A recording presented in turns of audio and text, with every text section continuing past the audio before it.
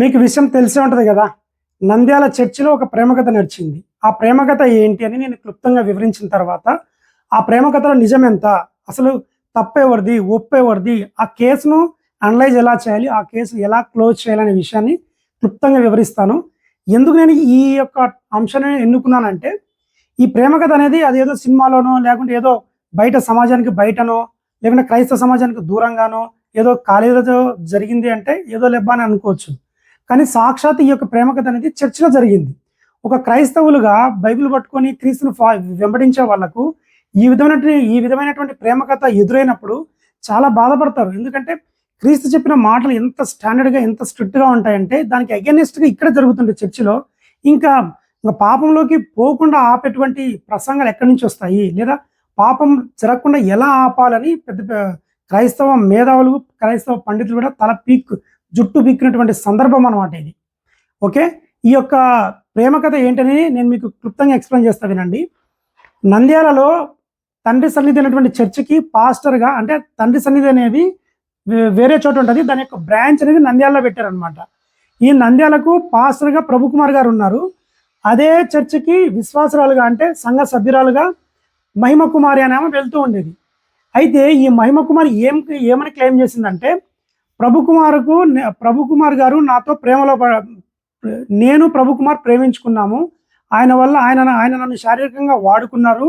ఆయన వల్ల నేను గర్భవతిని కూడా అయ్యాను. అయితే ఈ గర్భవతి ఆయన చెప్పిన ఫోర్స్‌ని బట్టి, ఆయన చెప్పిన మాటలను బట్టి నేను గర్భాన్ని తీయించేసుకున్నాను. అయితే ఎప్పుడైతే నేను గర్భాన్ని తీయించేసుకున్నానో తర్వాత ఈ ప్రభుకుమార్ అనే వ్యక్తి నన్ను చాలా దూరం పెట్టాడు. కాబట్టి నాకు న్యాయం చేయండి. అతను నన్ను ప్రేమతో మోసం చేశాడు. నన్ను శారీరకంగా వాడుకున్నారు కాబట్టి నాకు న్యాయం చేయండి అని ఒక క్రైస్తవురాలు, సంఘ విశ్వాసురాలు సోషల్ మీడియా వేదికగా బయటకొచ్చి చెప్పింది. ఇదైతే చిన్న విషయం కాదు. ఒక ఆడబిడ్డ బయటకొచ్చి నాకు ఇట్లా ఇబ్బంది పడ్డాను అని చెప్పడం అనేది ఇదొక చిన్న విషయం కాదు. అయితే అటువైపు ప్రభుకుమార్ గారు ఏమని క్లెయిమ్ చేస్తున్నారంటే, ఆమెకి నాకు పెద్ద సంబంధం లేదు, ఆమె మంచిది కాదు. ఈ విధంగా చాలా మందితో ఉండేది అంటే నెగెటివ్‌గా కాదు. ఈ విధంగా కొంచెం ఆమె క్యారెక్టర్ మంచిగా ఉండేది కదా, నేను ఎన్నోసార్లు దూరం పెట్టినాను, ఆమెకి నాకు సంబంధం లేదు, ఏదో నన్ను పెళ్లి చేసుకోవాలని చెప్పేసి ఈ విధంగా ఫాల్స్ ఎలిగేషన్ చేస్తుంది అని ప్రభుకుమార్ గారు క్లెయిమ్ చేశారు. అయితే ఈ విషయం పైన సోషల్ మీడియాలో కొంతమంది నోయా జాన్ అనేటువంటి ఒక ఆమె, అంటే ముసుగు ధరించి చెప్తూ ఉందన్నమాట. ఆమెకు సపోర్ట్గా మాట్లాడుతుంది. ఈ కేసుని వీళ్ళు సపోర్ట్ చేస్తున్నారు. తర్వాత కడపలో ఉన్నటువంటి జాన్ పాల్ గారు సపోర్ట్ చేస్తున్నారు. తర్వాత వీకేఆర్ గారు సపోర్ట్ చేస్తున్నారు. అవును, ఈమెకు జరిగింది నిజమే, అన్యాయమే జరిగింది, ఈమెకు న్యాయం చేయాలి ఏ విధంగా అయినా సరే అని. అయితే అటువైపు అపోజ్ చేసే వాళ్ళు కొంతమంది ఉన్నారు. వాళ్ళు ఎవరంటే ఏనోష్ పాల్ అనేటువంటి ఒక ఆయన, తర్వాత జాషువా డేనియల్ చేగుడి అనేటువంటి ఇంకొక ఆయన. అయితే కొంతమంది సపోర్ట్ చేస్తున్నారు, కొంతమంది అపోజ్ చేస్తున్నారు. ఇక్కడ మీరు బాగా గమనించాల్సింది ఏంటంటే, ఈ కేసులో ముద్దాయిగా ఎవరు నిలబడినారు? పాస్టర్ నిలబడినాడు. ఓకే. ఈ కేసుకు సపోర్ట్ చేయడానికి ఎవరు నిలబడినారు? పాస్టర్ నిలబడినాడు. ఇదే కేసుకు అపోజ్ చేయడానికి ఎవరు నిలబడినారు? పాస్టర్ నిలబడినాడు. మీకు అర్థమైందా? మీకు ఏమర్థమవుతుంది అసలు? ఈ ప్రేమ కథకు అసలు ఎందుకు ఇక్కడ పాస్టర్లు వచ్చి నిలబడినారంటే కనుక, ఫస్ట్ ఆఫ్ ఆల్ తప్పు చేసింది ఎవరంటే, ఇక్కడ ఈ మహిమ కుమార్నో ఈ ప్రభు కుమారో కాదు, ఈ పాస్టర్లు తప్పు చేశారు. ఫస్ట్ ఆఫ్ ఆల్ మీరు బాగా గమనించండి. అదే చర్చిలో వీళ్ళు ప్రేమ గురించి మర్యాదగా ప్రసంగాలు చేసి ఉంటే ఈరోజు ఈ పరిస్థితి వచ్చిండేది కాదు. అవునా కదా? మీరు గమనించండి. ఏ పాస్టర్ అయినా సరే వాళ్ళ యొక్క ప్రసంగాలు అన్నీ తిరిగేయండి, ప్రేమ గురించిన ప్రసంగం ఉండదు. ప్రేమ గురించిన ప్రసంగము ఉండదు. నాకు తెలిసి ఉండదు. ఎవరైనా ఒక యువకుడు పెళ్లి కాకముందు మనం ప్రేమించుకొని పెళ్లి చేసుకోవచ్చా అని ప్రశ్న అడిగినప్పుడు సూటిగా నిక్కచ్చిగా సమాధానం చెప్పినటువంటి పాస్టర్లు నాకు తెలిసి ఏళ్ళ మీద లెక్క పెట్టుకోవచ్చు. చెప్పరు. దొంగ తిరుగుడు చెప్తా ఉంటారు. అసలు ప్రేమ అంటే ఎంత బలమైందంటే చెప్తా చూడండి. అంటే నేను చెప్పేది సమాజంలో ఎందుకు ప్రేమ అనేది, ఫస్ట్ ఈ ప్రేమ అనేది సినీ ఇండస్ట్రీకి మొత్తం నడిపిస్తుంది. ప్రేమ అనేది, ఈ ప్రేమ మీద డిపెండ్ అయ్యే సినిమాలు దాదాపు 95% నడుస్తున్నాయి. ప్రేమ లేకుండా సినిమా కావ్యాన్ని చూడండి, మీరు చూడగలుగుతారా? కానీ ఇంత ప్రమాదకరమైన ఈ విధంగా ఈ పెళ్లి కాకముందు యువకుల మధ్య దేవుడు భార్యాభర్తల మధ్య పెట్టినటువంటి ఆకర్షణను పెళ్లి కాకముందు ప్రేమ అని ఆకర్షణకు ఉపయోగిస్తున్నారు అంటే ఏమన్నానికి అర్థం చేసుకోవాలి. దాని మీద ప్రసంగాలు లేవు. అసలు ఈ కేసులోకి వచ్చేద్దాం. ముఖ్యంగా సపోజ్ చేయడానికి పెద్ద ఇబ్బంది ఏం లేదు. నా మీద అన్యాయం జరిగింది, నాకు న్యాయం చేయడం పెద్ద విషయం కాదు. అయితే దానికి సాక్ష్యం కావాలా. ఇటువైపు అపోజ్ చేసే వాళ్ళు ఏనోష్ పాల్ గారు కానీ, తర్వాత జాషువా డేనియల్ చేగుడి వాళ్ళు అయినా సరే, వాళ్ళు అడిగేది అంటే సాక్ష్యం అడుగుతున్నారు. అయితే జాన్పాల్ వాళ్ళు తర్వాత వీకేఆర్ వీళ్ళు ఏం చెప్తున్నారంటే, అయ్యా 4 గోడల మధ్య జరిగిన విషయానికి సాక్ష్యాలు ఎలా ఉంటాయి? ఈ బిడ్డ అతన్ని కంప్లీట్‌గా నమ్మింది. కాబట్టి ఎటువంటి ప్రూఫ్స్‌ని మెయింటైన్ చేయలేకపోయింది. మోసం చేస్తానని అనుకోలేదు. ఎందుకంటే పాస్టర్ గదా! అనే రేంజ్‌లో మోసపోయింది. ఆమె దగ్గర ఏమీ లేవు. సో, మనం ఏమంటారు మనస్సాక్షిని బట్టి దేవుడిని దగ్గరగా పెట్టుకొని ఆ బిడ్డకి న్యాయం చేద్దామని వాళ్ళు అంటున్నారు. ఇవతల వీళ్ళేమంటున్నారు, ఇదే కేసు ఇప్పుడైతే నువ్వు న్యాయం చేస్తావు బానే ఉంది. ఇలాంటి కేసులు రేపు దాన్నేమంటారు పద్దాకలు అయ్యే వస్తుంటాయి. మరి ఇదే కేసుని బేస్ చేసుకొని మిగతా వాళ్ళు కూడా ఇలాంటి ఫాల్స్ ఎలిగేషన్ చేస్తే ఏంటి ప్రాబ్లం అని వీళ్ళు అంటున్నారు. సాక్ష్యం కావాలి కదా అంటున్నారు. సాక్ష్యం అనేది పెద్ద విషయమే కాదు, ఇక్కడ ఈజీగా పుడుతుంది. నేను చెప్తా వినండి సాక్ష్యం ఎలా పుడుతుంది అనేది. ఇప్పుడు ఈ బిడ్డ ఏం చెప్తుంది, ఈ ప్రభుకుమార్ అనే మా ఇంటికి వస్తున్నాడు పోతాడు అని చెప్పింది కదా. ఆయన వచ్చేటప్పుడు కారులో వస్తాడా, లేదంటే బైక్లో వస్తాడు, లేదంటే సైకిల్ అయినా వస్తాడు కదా. వచ్చేటప్పుడు ఆ చర్చి కా నుంచి వీళ్ళ ఇంటికి వచ్చే దారిలో మధ్యలో వేరే వేరే చిన్న చిన్న దుకాణాలు ఉండవా? ఏది కిరాణా కానీ, తర్వాత సెలూన్లు కానీ, ఇంకా తర్వాత వేరే వేరే ఉంటాయి, చిన్న చిన్న దుకాణాలు ఉంటాయి కదా. ఆ దుకాణాలు సీసీ కెమెరాలు ఉండవా?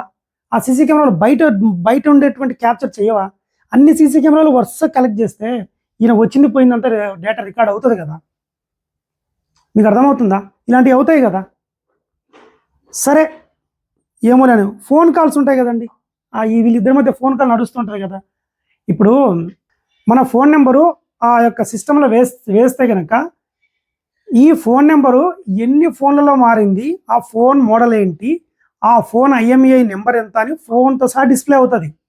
అదే టెక్నాలజీ. ఇది నేను ఎప్పుడు చెప్తున్నా, 2011 ఆ టైంలో చెప్తున్న టెక్నాలజీ. ఇప్పుడు ఇంకా 16 సంవత్సరాలు గడిచిపోయింది.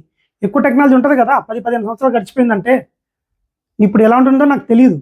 ఇంకోటి ఏంటంటే మెసేజ్లు, మనం ఏదైనా ఒకరికి మెసేజ్ పెడితే దాదాపు 50 నుంచి 70% మెసేజ్ అక్కడ మనకు డిస్ప్లే అవుతుంది. ఎన్ని మెసేజ్లు పెట్టినా సరే అన్ని మెసేజ్లు మనకు డిస్ప్లే అవుతాయి. ఏది కంపెనీలో. మీకు అర్థమైందా? అలాంటి సంవత్సరాల కాల్ లిస్ట్ అనేది రికార్డ్ అయి ఉంటుంది కదా. దాన్ని బయట తీసి వీళ్ళిద్దరి మధ్య ఎన్నిసార్లు ఫోన్ కాల్ జరిగింది, ఎన్ని నిమిషాలు అయిందని ట్రేస్ చేయడం పెద్ద విషయమా? కాదు. సాక్ష్యం ఈజీగా బయటకు వస్తుంది. నెక్స్ట్ వాట్సాప్ చాటింగ్స్ అవన్నీ ఉంటాయి. మీకు తెలిసిందే కదా, వాట్సాప్ చాటింగ్స్ హిస్టరీస్ అవన్నీ తీయచ్చు. సరే ఇదంటే వద్దులేండి. ఇప్పుడు బైకు కారు వచ్చి ఇంటి ముందర ఆగిన తర్వాత చుట్టుపక్కల వాళ్ళు ఇరుగు పొరుగులు చూడరా, బైక్లో వచ్చినా కారులో వచ్చిన ఈ కారు ఎందుకు పద్దాకులు వస్తుంది, ఈ బైక్ ఎందుకు పద్దాకులు వస్తుందని చుట్టుపక్కల ఐ విట్నెస్ అనే వాళ్ళు ఉండరా? ఉంటారు కదా. ఎంక్వైరీ చేస్తే ఈజీగా తెలిసిపోద్ది కదా. నెక్స్ట్ టైం లైన్, ఇది అత్యంత ఇంపార్టెంట్.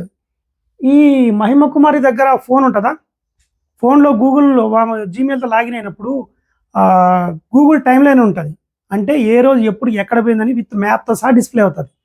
దీన్ని మీరు ఎందుకు దీన్ని క్యారీ చేస్తే అయిపోద్ది కదా. దాన్ని అనలైజ్ చేస్తే తెలిసిపోతుంది కదా. ఈ ఈ మీరు ఈమె ఎవరు మహిమ కుమార్ అటువంటి ఈమె యొక్క ఫోను, తర్వాత ప్రభు కుమార్ అటువంటి ఈయన యొక్క ఫోను మొత్తం తీసుకొని ఈ యొక్క గూగుల్ టైమ్ లైన్ హిస్టరీని మొత్తం క్రోడీకరించి క్రాస్ చెక్ చేస్తే అక్కడ తెలిసిపోద్ది కదా.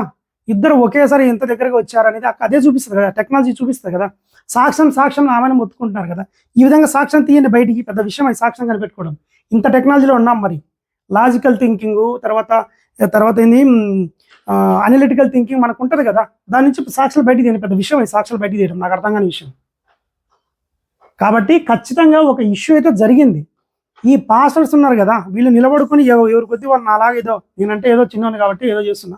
ఈ విధంగా రోజుకొక లైవ్ పెట్టి రోజుకొక రకరకాల వీడియోలు చేసుకునే బదులు అరే అందరు కూర్చొని నాకు తెలియక అడుగుతా, ఈ క్రైస్తవుల్లో లాయర్లు లేరా, క్రైస్తవుల్లో జర్నలిస్ట్ లేరా, క్రైస్తవుల్లో వాళ్ళు ఎవరు పోలీస్ డిపార్ట్మెంట్ వాళ్ళు ఎవరు లేరా, ఈ కేసును టేకప్ చేయరా?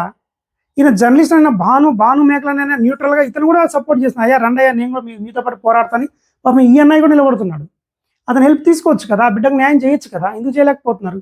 సాక్ష్యం ఆ అమ్మాయిని మొత్తుకొని వస్తున్నారు. ఇది సాక్ష్యాలు ఉన్నాయి కదా, ఇంకేం కావాలా? మీరు లేట్ చేసేది ఈ సాక్ష్యాలు ఎరేజ్ అయిపోతాయి కదా.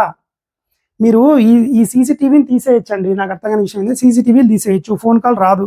ఈ గూగుల్ టైంలైన్ అయితే ఇది రియల్గా ఉంటుంది కదా, దీన్ని ఎవరు డిలీట్ చేయలేరు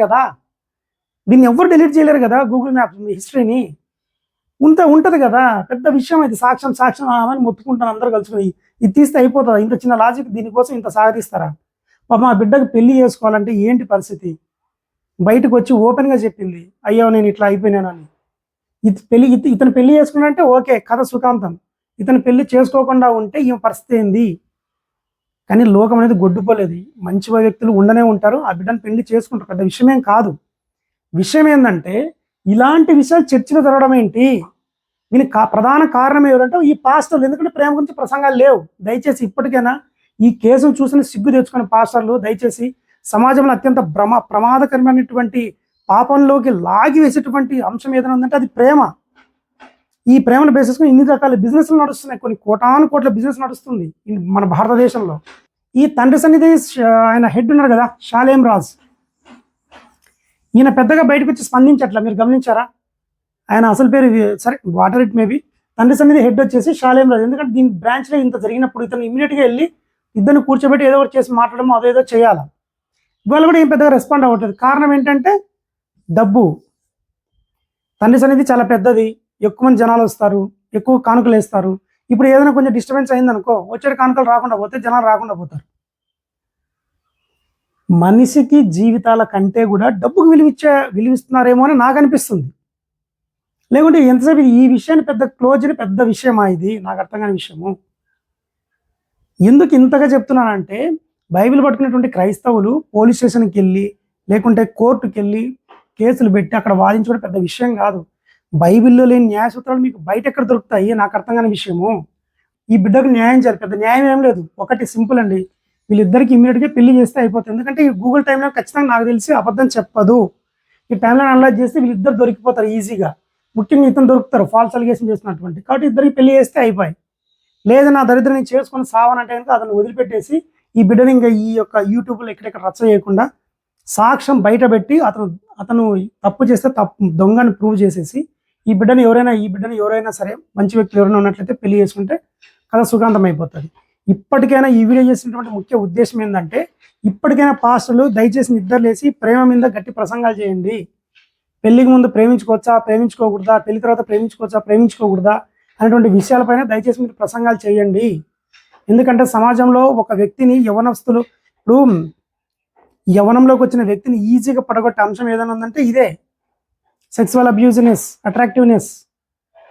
ఆ యొక్క ఆవేదనతో ఈ యొక్క వీడియో చేస్తున్నా. ఈ యొక్క వీడియో పైన మీ యొక్క అభిప్రాయం నచ్చినట్లయితే కామెంట్ చేయండి. మీకు వేరొకరికి ఇది వీడియో వెళ్ళాలంటే దయచేసి లైక్ చేయండి. నా ఛానల్కి సబ్స్క్రైబ్ చేయండి. Thank you.